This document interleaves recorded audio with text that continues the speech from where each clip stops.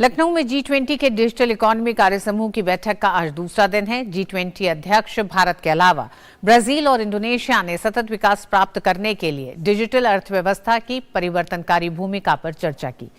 भारत की G20 के शेरपा अमिताभ कांत ने इस मौके पर वैश्विक विकास को गति देने में डिजिटल इकोनॉमी कार्य समूह की भूमिका पर जोर दिया। उन्होंने भारत के डिजिटल पब्लिक इंफ्रास्ट्रक्चर की सफलता पर जोर देते हुए कहा कि इसने वित्तीय समावेशन, सामाजिक सेवा, शासन सुगमता, सुरक्षा को बढ़ावा दिया और साथ ही डिजिटल जगत में एकाधिकारवाद को रोकने में मदद की। India's digital public infrastructure has been very transformational, and this is really a case study of what India has achieved. So, the DPI model is based on the India stack, which ensures that every Indian has an identity. So 1.3 billion Indians have an identity. They all do fast payments because their identity is linked to their bank account, and the mobile number is also linked to the bank account.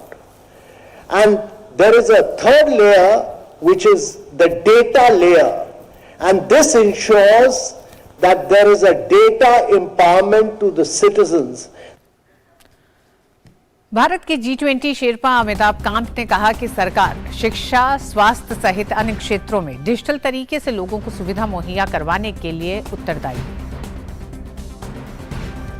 The digital public good story is that government is responsible for giving public goods across education, health, many other things, but when it's given in a digital form, it's called digital public goods. And that is what India has tried to build up.